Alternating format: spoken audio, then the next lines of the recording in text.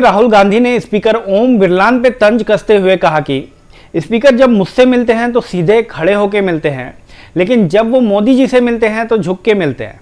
Speaker sir, there are actually two people sitting in that chair. There is the Speaker of the Lok Sabha, the Speaker of the Indian Union, and there is Mr. Om Birla. When Modi ji went and shook your hand, and I went and shook your hand, I noticed something. When I shook your hand, you stood straight like this and shook my hand. And when Modi ji shook your hand, you bowed down and shook his hand.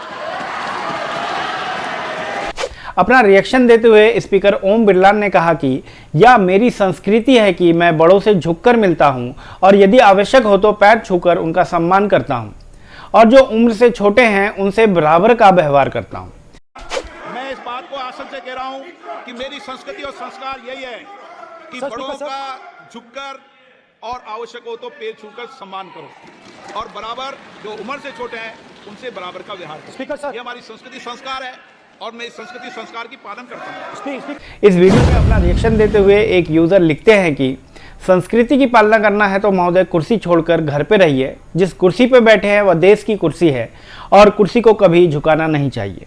दूसरे user ने लिखा है, आदरणीय speaker जी, आपका व्यक्तिगत मामला है और व्यवहार संस्कार यहाँ नहीं चलेगा। सदन कानून संविधान से चलेगा और आप निष्पक्ष हैं, ऐसा देश और सांसदों को लगना भी चाहिए। आदरणीय स्पीकर जी, आप महत्वपूर्ण संवैधानिक पद पे हैं, इस बात को आपको समझना होगा। राहुल गांधी इन दिनों काफी सुर्खियों में हैं। टाइम टू टाइम वो अपनी वीडियो भी रिलीज करते रहते हैं। हाल ही में एक वीडियो में उन्होंने कहा है कि शाखाओं में जिनकी वर्ल्ड व्यू बनती है वो गांधी जी को नहीं समझ सकते, वो गोडसे को समझ सकते हैं, गोडसे के रास्ते को अपनाते हैं। गांधी जी पूरी दुनिया के लिए आज इंस्पिरेशन हैं। Martin Luther king junior, Nelson Mandela, Albert Einstein, ये सभी लोग गांधी जी से इंस्पायर्ड हुए हैं। हिंदुस्तान में करोड़ों लोग गांधी के रास्ते को अपनाते हैं, अहिंसा और सत्य के रास्ते पे चलते हैं। लड़ाई सत्य और असत्य के बीच में है, हिंसा और अहिंसा के बीच में है। शाखाओं में वर्ल्ड व्यू बनती है वो गांधी जी को नहीं समझ सकते, वो गोडसे को समझते हैं, गोडसे के रास्ते को अपनाते हैं। गांधी जी पूरी दुनिया के लिए एक इंस्पिरेशन थे। Martin Luther king junior, Nelson Mandela, Albert Einstein, ये सब लोग गांधी से इंस्पायर हुए। हिंदुस्तान में करोड़ों लोग गांधी का रास्ता अपनाते हैं, अहिंसा और सत्य के रास्ते पे चलते हैं। लड़ाई सत्य और असत्य के बीच में है, हिंसा और अहिंसा के बीच में है। हिंसा के लोग, असत्य के लोग ना अहिंसा को समझ सकते हैं ना सत्य को समझ सकते हैं। धन्यवाद। बख्शी के हवाले से हैं, जिन्होंने सेना और अग्निवीर पे अपनी राय रखते हुए कहा है कि कोरोना काल में 3 साल हमने कोई भर्ती नहीं करी।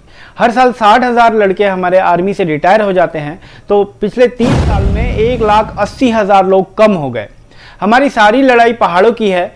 चीन के साथ हमारी लड़ाई हाई एल्टीट्यूड पे होती है। आप जीडीपी का 1.5% लगा रहे हो और दूसरे देश वहीं 6% तक खर्च कर रहे हैं।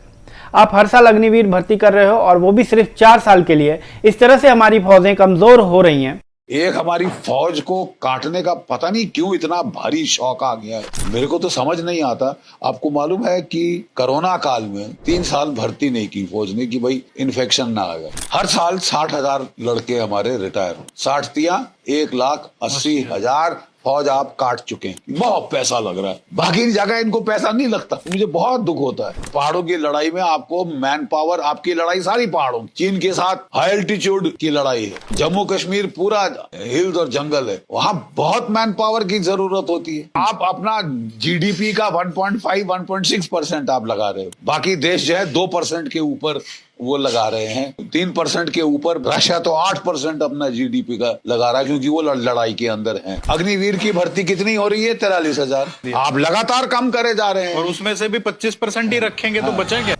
एक यूजर ने अपना रिएक्शन देते हुए कहा है कि जनरल बख्शी साहब को भी समझ आ गया, पहले ये भी नैरेटिव सेट करने में लगे रहते थे। तो वहीं एक दूसरे यूजर ने लिखा है कि श्री जनरल साहब को अब समझ में आया। 10 साल हो गए हैं, पहले तो सरकार की बहुत तारीफें किया करते थे, अब एकदम से अग्निवीर और मेरे फौजी जवान भाई के पक्ष में आ गए और सरकार के खिलाफ अब इन्होंने मुंह खोला है। अब अग्निवीर को पूर्ण दर्जा देकर ही फौज में भर्ती करवा कर ही चैन लें। अगली खबर सुधांशु त्रिवेदी के हवाले से है, जहां एक न्यूज चैनल के डिबेट में वो बोल रहे हैं कि कांग्रेस ने कहा था कि 5 तारीख के बाद हम 8,500 रुपए लोगों के खातों में खटाखट देंगे, तो अब क्यों नहीं दे रहे हैं। इसके जवाब में कांग्रेस नेता सुप्रिया ने कहा है कि हमने अभी परसों तेलंगाना में 2 लाख रुपए हर किसान का कर्जा माफ किया है, आप क्यों नहीं कर देते किसानों का कर्जा माफ। 16 लाख करोड़ आपने पूंजीपतियों के माफ किए हैं, सब कुछ हम कर दें तो आप सरकार में क्या झुंझुना ताली बजाने के लिए बैठे हैं। आप राजस्थान में 500 रुपए का सिलेंडर दे रहे हैं क्योंकि वहां पे हम दे रहे हैं 500 का सिलेंडर, सारे देश में क्यों नहीं दे देते आप 500 रुपए में। आपने कहा था 5 तारीख के बाद 8,500 रुपया महीना खटाखट देंगे, दीजिए ना, कौन रोक रहा है। अच्छा, इससे साफ हो जाता है ये कुछ करते भी नहीं थे, किया भी नहीं था, कर भी नहीं रहे, करेंगे भी नहीं, संविधान के नाम पे धोखा दे रहे हैं। मैं बस ये आशा करूंगी कि आप ना मुझे बीच में काटेंगी और मजा आएगा ना भिड़ो। यहाँ पर इन्होंने कहा हमने क्या नहीं किया। हमने परसों तेलंगाना में 2 लाख रुपए हर किसान का माफ किया है कर्जा। आप झुंझुना क्यों नहीं बजाते रहते हैं, क्यों नहीं करते किसानों का कर्जा माफ। 16 लाख करोड़ आपने पूंजीपतियों का माफ किया है, सब कुछ हम कर दे, सरकार में झुंझुना बजाने बैठे हैं क्या। बस हवा निकल गई, थाली बजाने के लिए बैठे हैं क्या। अरे 500 रुपए का सिलेंडर आपको नाक रगड़ के देना पड़ा राजस्थान में क्योंकि हम दे रहे थे, सारे देश में क्यों नहीं देते 500 का सिलेंडर। अब इतनी सारी राज्य सरकार है, क्यों नहीं देते 500 का सिलेंडर।